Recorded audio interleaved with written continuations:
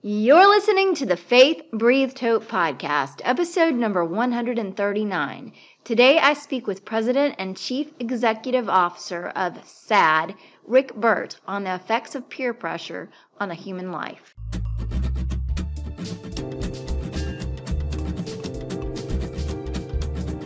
Welcome to the Faith Breathed Hope podcast, where we gain inspiration and motivation from others who share their touching stories of renewing hope and discovering purpose in any circumstance. I'm your host, Christina Reisinger, and today we will be encouraged by another tremendously inspirational topic that will embolden you to release fear, begin taking small steps forward, and move into your God-given purpose to live and serve in this life. Join me for today's story.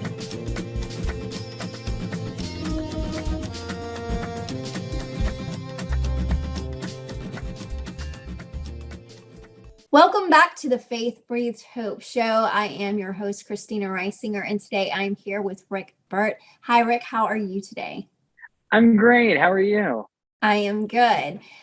Before we get into our topic, the first thing I'd like to do is have you share with the audience something that is interesting that maybe not everybody knows about you. Yeah, that's a great question. Probably my fun fact is that I was a runner-up for The Price is Right, to be a contestant on The Price is Right. Yeah, childhood favorite show. You know, whenever I would go to grandma's house on a snow day or would stay home sick, loved to watch The Price is Right. So when I was in California, I went with some friends.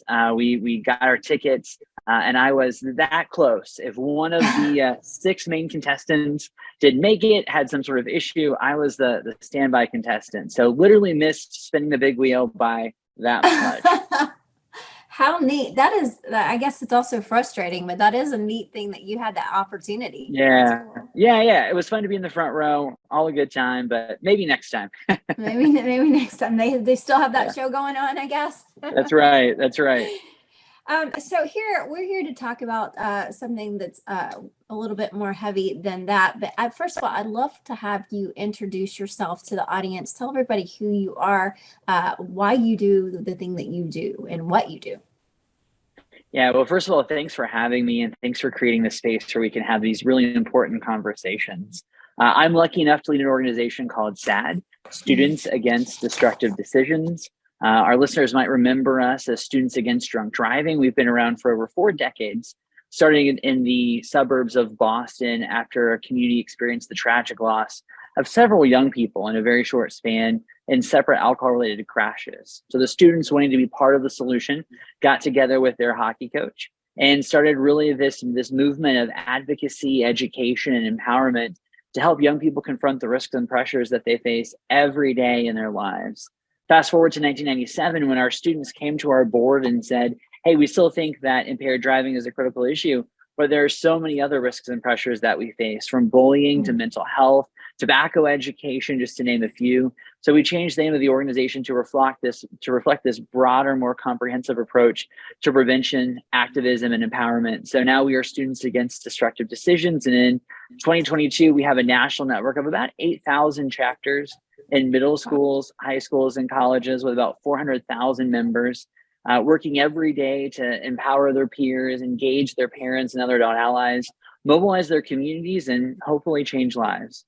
Wow, that's quite a quest for something to do as far as to reach all these people, because let me tell you, we grow up in whether, whatever rite of passage you're in, you have this idea of peer pressure and things that you have to think about doing before worrying about what other people think about you, worrying about being bullied.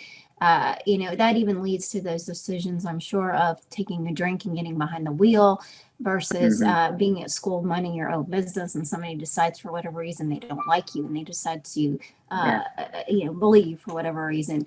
And today, I think that we're going to hit this idea of peer pressure, but we can see where this goes. But I think that peer pressure is a huge piece to growing up as far as being a middle school or a teen. I think I even see it in the elementary school kids as well somewhere. But this idea that if you don't do X, Y, and Z, you're not going to be accepted. You're not cool. And That's right. I even see it with my own kids. Now we homeschool now, but we used to be in the public school system. And I noted a huge difference in my then third grader who would go to school and he changed his demeanor. He's fun loving at home and excitable, and like, to this kid I couldn't get quiet, to walking him away from school and him like, shh, shh, mom, no, shh, don't, like shushing me. And I was like, who are you?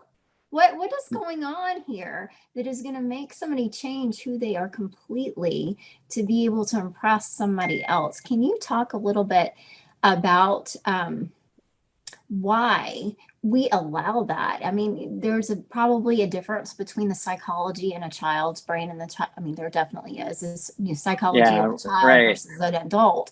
But why at such a young age are we so impressionable to listen to so many other people and even change who we are?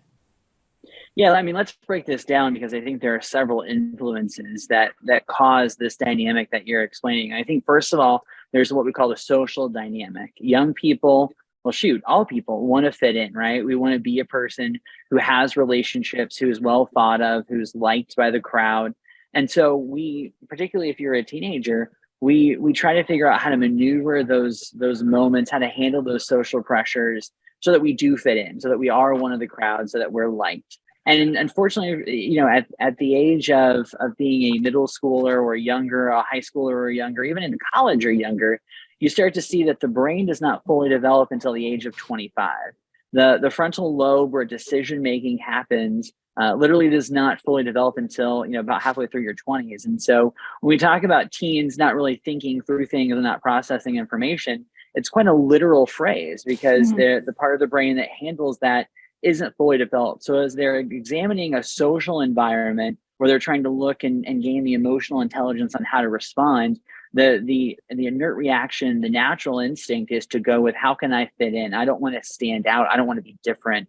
I want to fall in line with what my peers are doing. And of course, we all can look back and remember a bully or two throughout our lives, whether it's in adolescence or even into adulthood. There's a natural power gap that happens in humans where you're going to have some people try to assert their dominance in situations. So as a teenager or a middle schooler or an elementary kiddo, you're trying to find your way and find your spot in your social group. And I think what also makes this so hard is that middle school and high school and college, all of adolescence, is really made up of evolving social dynamics. By that, I mean, you're changing your friend groups as you get involved in extracurriculars, or as you're homeschooled, or as you become more interested in this or that, or you move away to college, or you stay local for college, or go to a career or tech school. You're changing your social dynamic.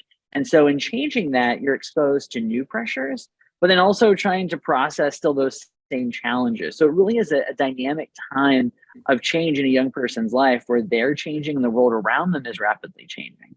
So those are some of the social constructs as to why that happens. Then you also have to deal with the psychological, the emotional, and the biological that we alluded to. Obviously, the biological is still that brain development.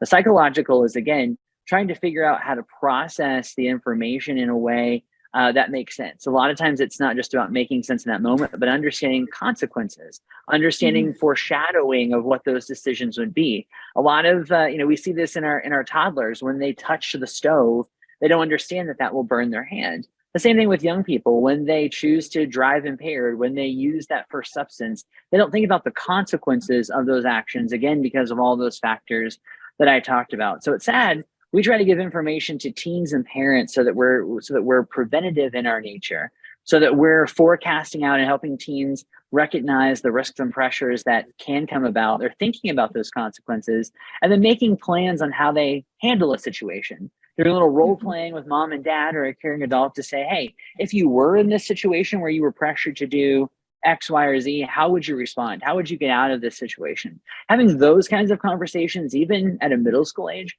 are so important to being able to navigate that nuance and make sure that your child is ready for those elements, but also that you're ready. Because odds are there's going to be a moment when your child makes a bad choice, whether that's choosing not to study for an exam or, heaven forbid, something more finite and something more serious with their health or safety. So making sure that you're prepared to have those conversations, not only in the preventative way, but also in the reactionary way, are also important. Those are all ways that we can handle that pressure. And I'm seeing that it's a good thing to introduce these situational to be situationally aware. Okay. But as you discussed earlier, the psychology of the human brain doesn't really mature until you said age 25. So when we're looking at an elementary school kid, giving them this idea of the situational awareness versus someone who is in middle school and high school and even college, it's going to look a little different. So you may be introducing these things, but and I see this as well, as like a younger kid, you would think that they may have the maturity to understand, but then in conversations later on, you realize that they're not really clicking. And I'm sure that also has to do with the way that, without getting deeply into psychology, the way that the brain works, as far as like if a kid who has ADHD or autism or things like that, that would be a lot different trying to explain those things. So when you expose us, and then the other thing too, is there's not a lot of control at that younger age. You get to go to that school you're told to go to, you're in the class that you're told that you have to be in, you have the teacher you're supposed to have, and that changes as you get a little older. You get to make a few extra choices in high school and college. So is there a range of how I guess the curriculum for teaching that and to introducing that changes throughout the different age groups? Yeah, I mean, we talk with our elementary members and with in our mentoring relationships about broad themes that really don't change over the decades, right? Themes about how do you treat other people, how do you process information, how do you establish healthy relationships, how do you respond to peer pressure? Those are all some of the broader themes of prevention and the work that we do. How do you respond if a friend is maybe asking you to do something that mom, dad, grandma, grandpa, caring adult had told you not to? How can you get out of that dynamic where you maybe feel pressured to do something? Those are all themes that, I mean, we start talking with kindergartners about, because those are pressures that they may face in their everyday life. Now, again, those pressures will look very different. Like you said, you want to make them age appropriate. The debate over chocolate milk or vanilla milk may be different. Then how do you handle when someone hands you a joint to use for the first time? But all of those topics are so important. And I would also add to that, the idea of resolving conflict and conflict resolution, which is really an art and a science that I think we've lost in our society. Part of that, I think, is due to the gap in growth that we've seen from students over the past 2.5 years because of COVID-19. Part of the teen existence is this social construct, which I talked about just a moment ago. And when you take a teen, when you take any human being and you make it into an environment where you don't have regular interactions, whether that be in a place of worship, whether that be in a school dynamic, whether that be with people outside of your house, you're robbed of the opportunity to engage in those moments of social and emotional learning. What do you do when you don't make the team? What do you do when you didn't achieve on that test the same way that you wanted to, and a teacher is telling you, hey, I'm disappointed in you for that performance? What do you do when someone takes the person you want to take to a dance, and there's that element of relationship? So over the past 2.5 years or so, many of our students have been kind of blinded by those opportunities, and so I think some of that we're seeing now in increased anxiety. The CDC, the Center for Disease Control and Prevention, reported just a few weeks ago that right now across the U.S., 1 in 4 high school students are struggling with a diagnosable mental health condition. So as we think about peer pressure, it's not just about responding to other people's pressures they put on you, but also how do you handle that pressure we put on ourselves? How do you handle that anxiety? And I think the social and emotional learning that we've lacked the past 2.5 years is going to leave a scar that we're going to be processing maybe for decades to come as we try to overcome some of the challenges. Add in the fact that we are a more connected world than we've ever been. We have teens that have access to more information in real time in a world that's noisier than it's ever been. And I'm not just talking about decibels. I'm talking about the fact that anyone with with a smartphone is now a major news producer. And with one TikTok, you can reach 34 million people in a matter of seconds. So it creates a very noisy world where I think we have to really help our teens, our kiddos, kind of quiet that noise and find a place of peace. And I'm not just talking about doing meditation, which I encourage everyone to do meditation, but I'm also talking about, again, processing this information. We used to call it the information age. Now it's the information overload, where we are constantly being pinged on our phones, pinged on our watches, pinged on, as you and I have been doing this interview, I'm sure we've both gotten emails that are flooding the inbox. And so, it's just a reality of how we process that. And again, I talk with parents all the time about modeling the behavior in each one of these areas, whether that's, make sure you realize that when maybe one of your friends as a parent, when your friends pressures you to do something, take that extra drink, do that activity, do that thing you may not want to do, you've got eyes that are watching you and watching how you respond to the dynamic of peer pressure, and watching how you respond to conflict, watching how you respond to text messages and technology, and all of those habits that young people then carry on are first and foremost usually learned by mom and dad. So lots of things to consider. I don't remember what the original question was, but lots of things to consider as we think about the pressures that young people are facing. Yeah. And, I think that that's good that you bring that up about modeling. And I wonder how much of this is direct peer pressure versus like passive. I don't know if that's the right term, Sure. but you talked about this pressure that we put on ourselves, our kids put on themselves. It's not necessarily that somebody is coming to them saying that they have to do these things, but they Correct. feel in order to fit in order to make things move more with ease, that they have to be a certain way. They have to perform at a certain rate. And so That's right. it becomes this place where a lot of anxiety enters. And so, this whole idea of worthlessness, this whole idea of somebody else is better than me. And I think that is where we get into a lot of danger. And I think it was really good that you mentioned all this idea of the phones and the modeling with the parents and stuff, because it's a lot of distraction. You can give a lot of anxiety from all of the different distractions just simply because you can't focus on different things. And kids are in the middle of all of it. They've been taught, even in schools, I'm assuming now, that they're using a ton of technology in school. Parents are using a ton of technology, and it's a good thing because it allows us to do things like this. But it's also a thing that we need to disconnect from, I think, every once in a while to find a more simplistic life. Correct. So, I've used the analogy of, pick your favorite fruit or vegetable, right? Fruits and vegetables, critical part of a sound diet. But if you eat too much pineapple or too many strawberries or too many carrots, you're gonna have an upset tummy because you've consumed too much of something. It's the same analogy with technology. Our brains are not wired to consume the amount of stimuli that comes from technology. I mean, again, we've all heard the adage that this device is more powerful than the machines that put our astronauts on the moon. And it's absolutely true. And so it is constantly flooding us with information and notifications and pings and bongs and all of these things. And they're intentionally designed to be addicting. And so parents have to make sure that they're setting ground rules, because otherwise the technology can quickly take over. I've been out to dinner with my wife and we're sitting there having a lovely conversation. I look over and I think we've all seen those families that are all tied to their tech.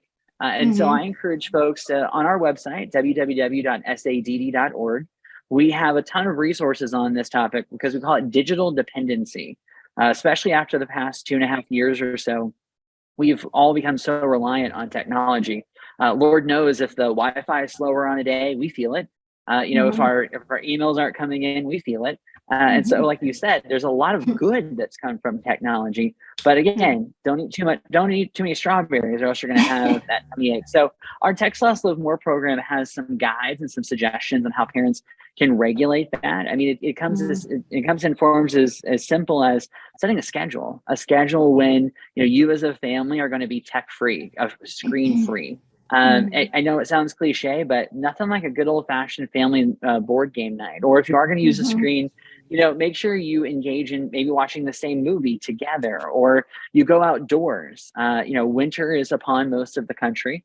So there's going to be some limitation on what you can do outside, but still lots of other winter-based activities, or going to, see a movie together, or something that untethers us from that tech, and making it a ritual or a habit that you have with your young person, where maybe the third Thursday of every night, you and your teen, you and your middle schooler are going to go bowling, or having some sort of special moment where in that space, not only are you then disconnecting from tech, but also creates an environment where you can have some of those tougher conversations that we've talked about. We have a whole conversation starter on how parents can, I won't say assess, but get a temperature read on mental health and where their teens are, where their middle schoolers are, and then be able to help navigate and understand the process of, when should you be concerned? When is my teenager being a hormonal teenager?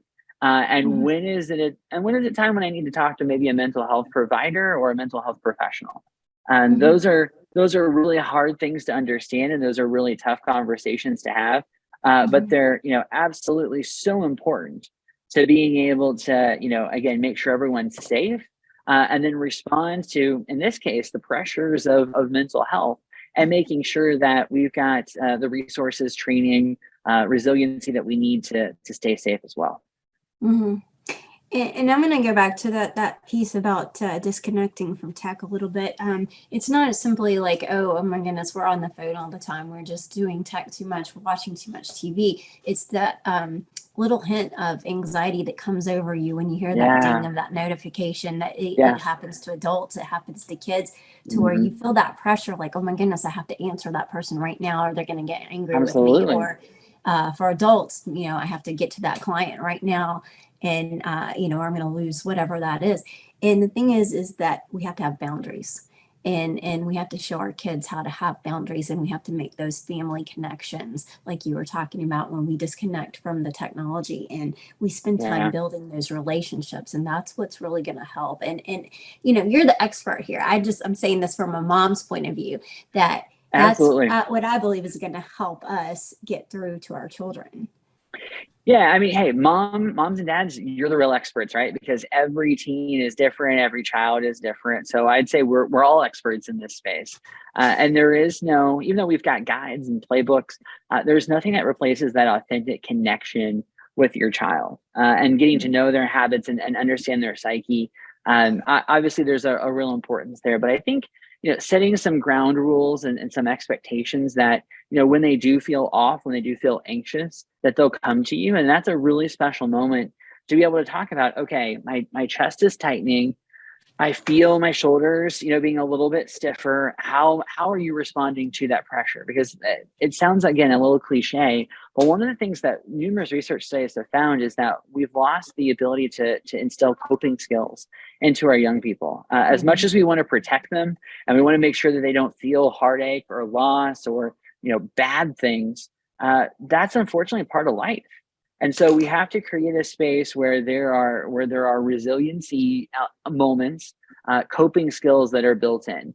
Deep breathing, doing the sensory connection point where you look for things that are around you, counting to 10. There are lots of these options that we have to help young people process anger in the moment, but then also process grief, process sadness, process loss. A lot of times in middle school, that's when most young people feel that first sense of loss, and whether that's losing a grandparent or whatever that might be. So emotions are hard. I know many adults that still struggle with processing their emotions, but it's absolutely key that, just as you said, if we want to create that dynamic and create that relationship with our kiddos, we need to make sure that we're laying that foundation through mutual trust, mutual respect, and creating some of those special moments can really allow us to do that in a really meaningful way.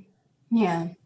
And I work with grief and loss, I'm a grief coach. And so I hear some of the things that you're saying, they translate into some of the things I do with clients. Like, one of the things we do is look around the room and, believe it or not, try to figure out what you're thankful for. It's not just being aware of what you're, what's around you, but it's starting to think, hey, I can just sit in one room and find something to be thankful for. And then it snowballs into other things. So I want to ask you about, when you go to all the different levels, the elementary, middle school, high school, college Mhm. levels, and you try to implement these strategies, how are you seeing that translate into real world situations? Like when these things do pop up, are you getting any feedback Yeah. about them using those skills, and how does that look? Yeah, I mean, I think young people are, first of all, they're incredibly resilient by their nature, right? I mean, that's part of youthfulness, is that you're able to overcome. And I think the vast majority of young people want to find ways to not only help themselves, but more importantly, they want to be there as a friend. This concept of friendship and this concept of helping one another has been, something that SAD has been using, quite frankly, since the 80s. Because Mhm. there's a real value in, okay, maybe I don't always take the best care of myself, but I want to make sure my friend is safe. Maybe sometimes I eat too much pizza, but I want to make sure my friend is safe. Whatever it might be. The same things apply to other risky behaviors. When we talk Mhm. about how can you be a good friend and help your friend in that moment where maybe they've had too much to drink. How do you respond in that moment? You see that your friend maybe doesn't want to use that tobacco product, doesn't want to use that vape, but how can you get them out of that situation? Again, you've got a friend who's Yeah. maybe driving impaired. How can you take the keys away? Or you have a friend who's, you can tell, is in the midst of crisis, and they're struggling with their mental health, and they're talking to you about maybe wanting to harm themselves. So some of this Mhm. bystander intervention theme has been really helpful for us, because by training students on how to respond to their friends, we're secretly getting them to eat their vegetables, Mhm. and also be there to understand how to handle things themselves. Okay, so if Mhm. my friend's having a panic attack, I should do A, B, C, and D.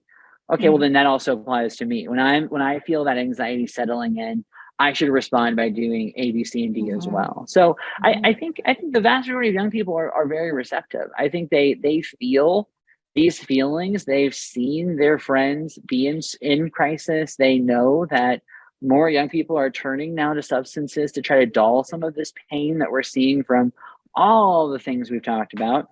Then Mhm. add to it, we're in an era where, we've talked about global nuclear conflict, violence in our streets.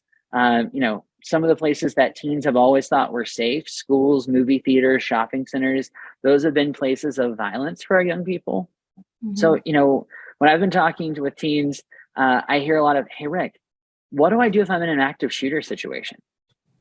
So I think these are things that are legitimate concerns, but they're Mhm. also on the hearts and minds of our young people. And it's really hard to learn geometry, or it's really hard to figure out where you want to go to school, or where you want to go to college, if Yeah. you're not sure about your immediate health and safety in some of those moments. Mhm.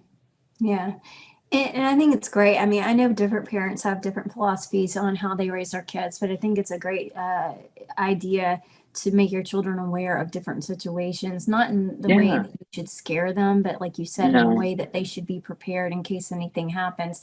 And we've gone through certain situations, like in our home, even, and this is not peer pressure, but we say, hey, if someone ever comes into the house, this is what you do. yeah, It's right, no different right, than if you have a fire, you know how to get out of the house safely. If you have a tornado or a hurricane or whatever it may exactly be, right. you're That's exactly prepared. right, So, right. but sometimes it can be easier said than done. We know a lot of Yeah. things in our head, that we Mhm. should do, and we can do those for our friends. But then when it happens to us, it's Yeah. that might be that fight or flight thing that goes on in our heads where our brain kind of gets all jittery and we kind of freeze or whatever. Mhm. So how can we, well, at least for me, I think that this is a place where you talked about friendship earlier. This is a different Mhm. way that our friendship, our community comes into play because they can step in and help us in that Yeah. situation.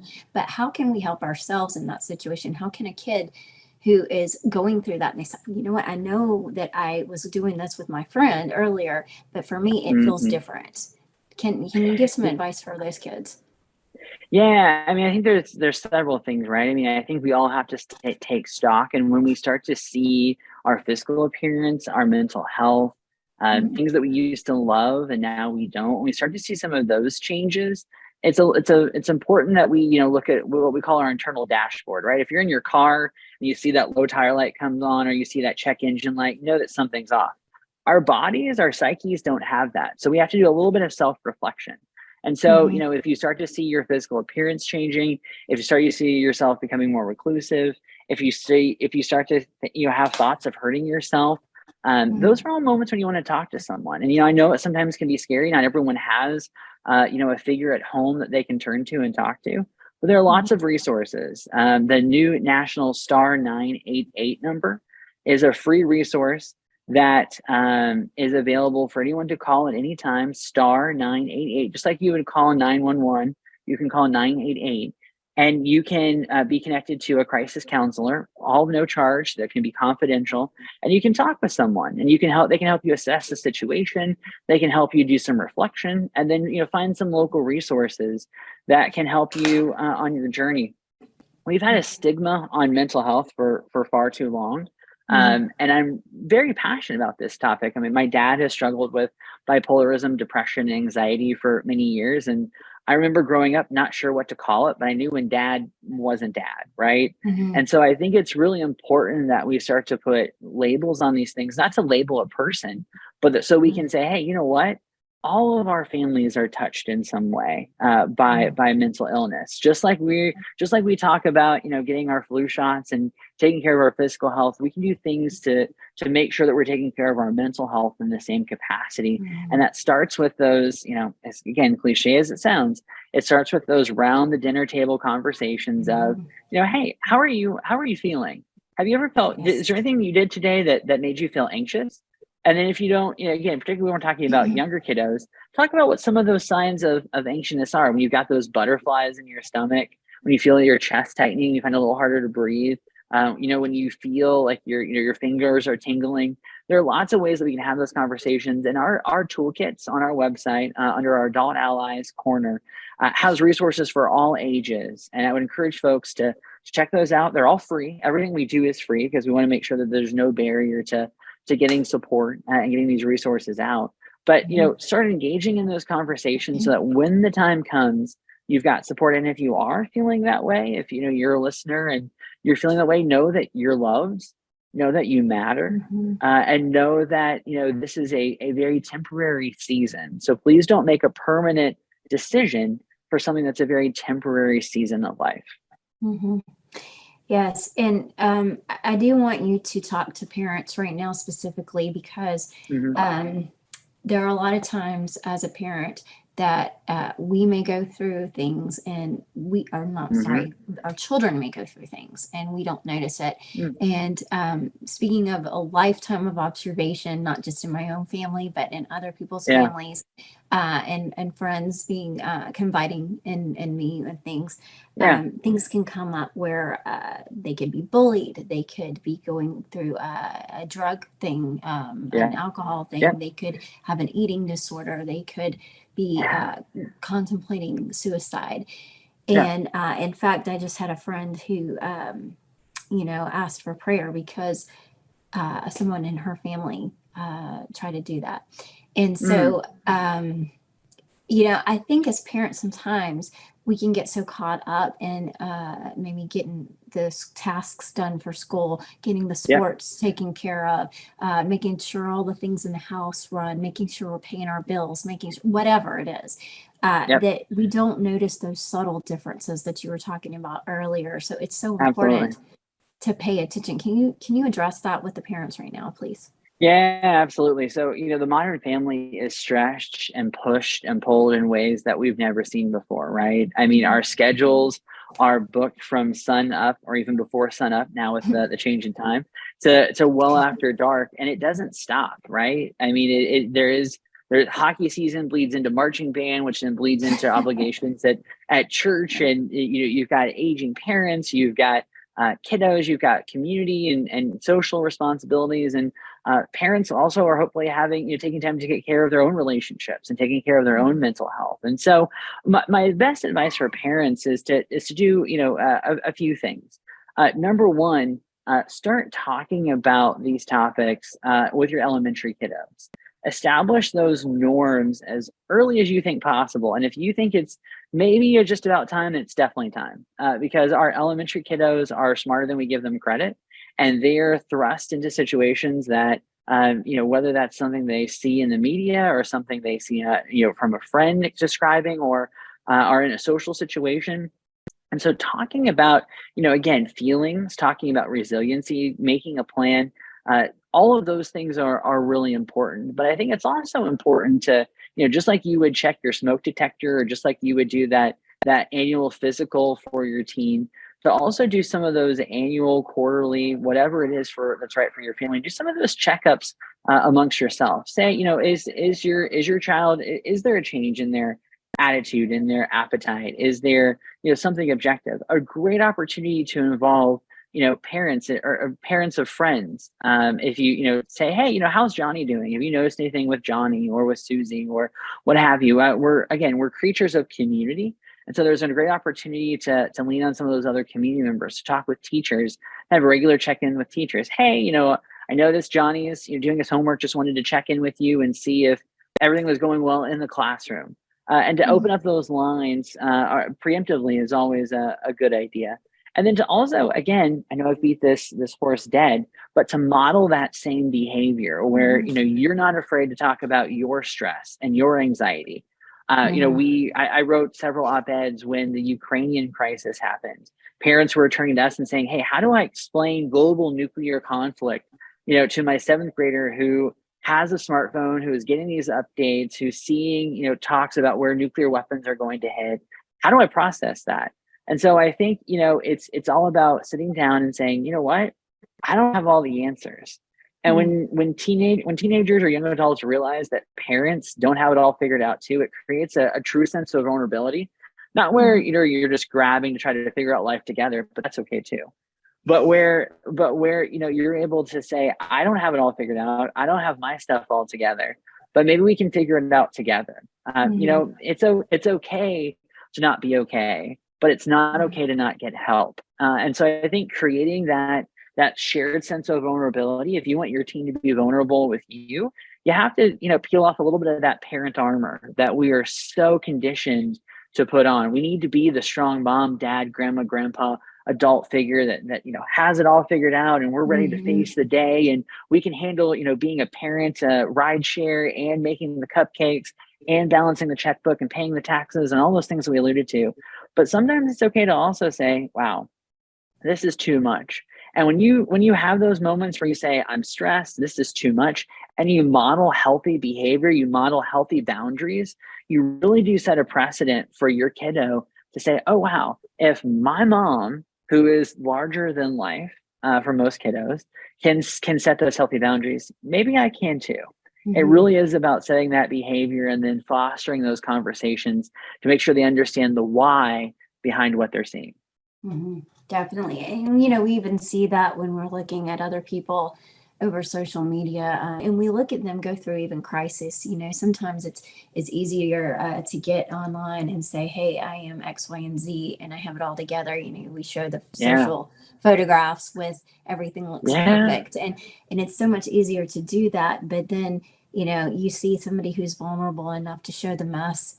And that can be really difficult for somebody. I don't know, at least in my generation, I grew up, you had to be put together. You had to have so much in a certain way and not let everybody see anything beyond what the surface, And so when we watch those people and they show us that they are capable of moving forward in crises and they're able to persevere, then it helps us see, hey, you know what, maybe I can persevere too. And so what you're saying is that as parents, we need to be that for our children. Yeah, that's right. That's well said. Absolutely. That's good. Do you have any other encouragement, I guess, maybe actually for the children? I don't know how many kids would be watching this, but maybe the parents can translate that to their kids.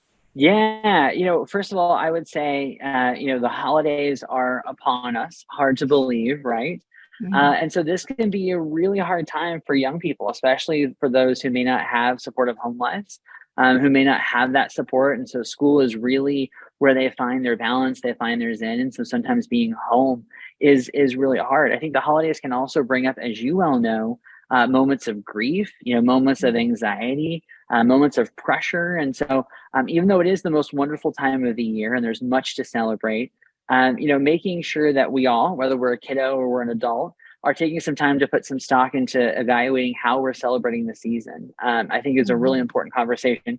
We have something on our website called Pumpkin Spice and a Bit of Advice, which is a conversation guide for teens, actually, on how to navigate uncomfortable conversations. I think we all know those aunts or uncles, maybe those grandparents or other figures that we see at the holidays who maybe will ask us probing or uncomfortable questions. And so that the holiday meal can become a time really that some teenagers dread. So I'd encourage our young people to check out that resource as a guide to, how do you pivot a conversation when someone wants to bring up the midterm elections, or they want to bring up, other points of pressure that are happening.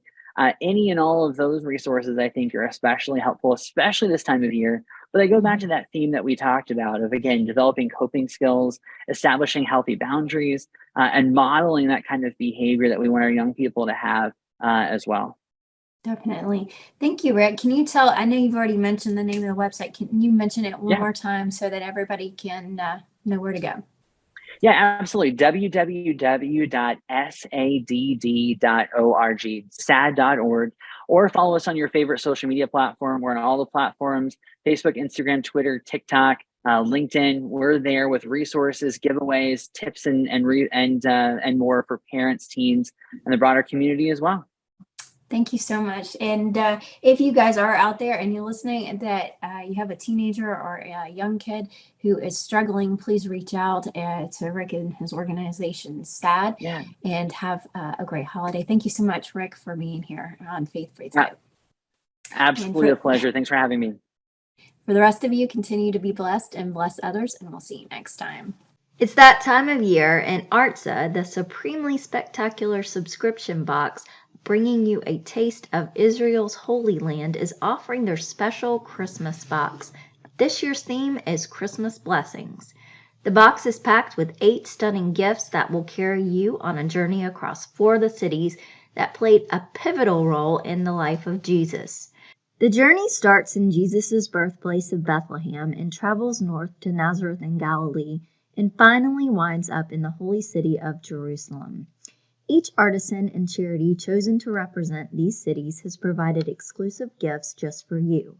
Enclosed in the box, you will find items such as carob syrup, a Lux body butter, wooden ornaments, a lavender toffee, along with other unique gifts, and their premium item, which is the Blessings Table Runner.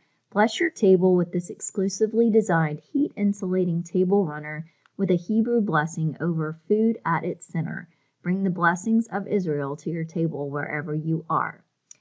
Grab all of this and get a 25% off discount if you use the code ARTZA Christina Reisinger. That's ARTZA KRISTINA RISINGER.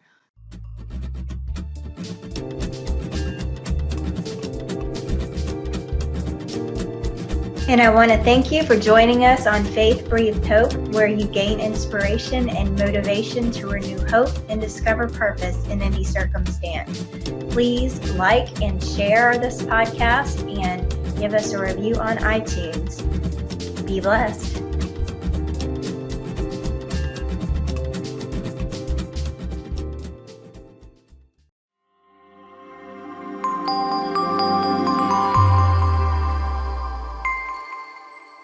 This has been a production of K2 Media.